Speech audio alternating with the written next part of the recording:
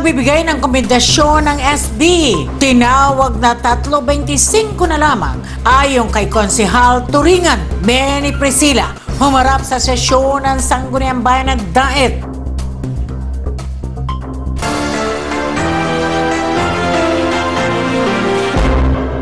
Humarap sa sesyon ng Sangguniang Bayan ng Daet ang media personality na si Benny Priscilla upang magbigay ng kanyang panig kaugnay ng isinagawang citizen's arrest ng 3 sibilyan laban sa kanya kamakailan. Ako pinapasalamat sa mga kasabi ng mga miyembro ng Sangguniang Bayan na ako pinapagbigyan maging parte po ng inyong sesyon ng umaga.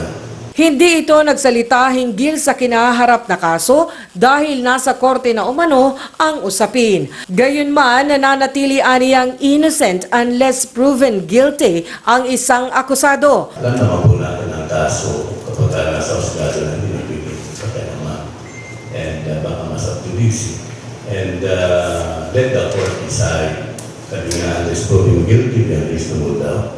Umapila itong iwasan ang pagbibigay ng espekulasyon at sa halip ay hayaan ang korte ang umalam sa katotohanan at magbigay ng desisyon hinggil dito. Yan man po ay personal na problema and may mga reason at may mga dahilan pero hindi na alam.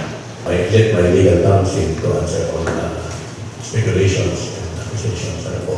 Bayaan po natin ang korte mag-desisyon. It takes time para malaman po ang katotohanan. Matatandaan una ng binigyan ng komendasyon ng SB Daet ang 3 sibilyan kasama si dating punong barangay Peter Musa dahil sa pag-aresto ng mga ito sa naturang media personality na umano'y nagtangkang saktan ng isang babae. Samantala, kaugnay pa rin ang nasabing issue, naglabas ng sama ng loob sa pamamagitan ng privilege speech si Councilor William Carlo Avila matapos umano niyang marinig ang mga katagang 3.25 na lamang ang pagbibigay ng komendasyon ng SB Daet. Medyo pangit lamang po na pakinggan po natin. Hindi po sana magkasagawa ngayon ng privilege speech. Marami po tayo pagbibigay ng commendation ng 3/5. Marami po nakakaano. Kung tayo po yung 3/5, paano lang po ang ating rule of majority? Paano lang po yung collegial decision?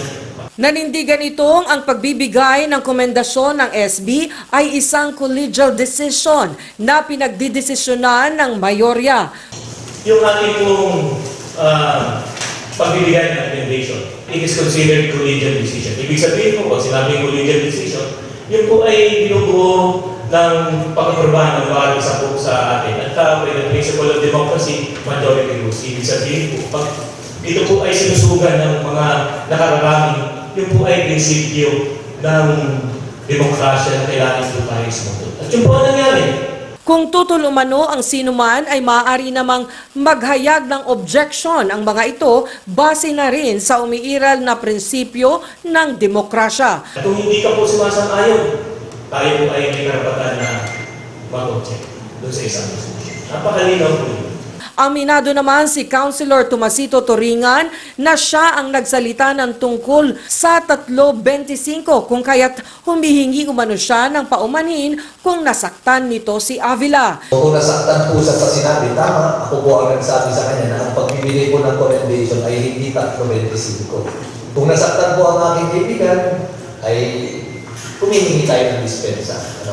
It's just a reminder.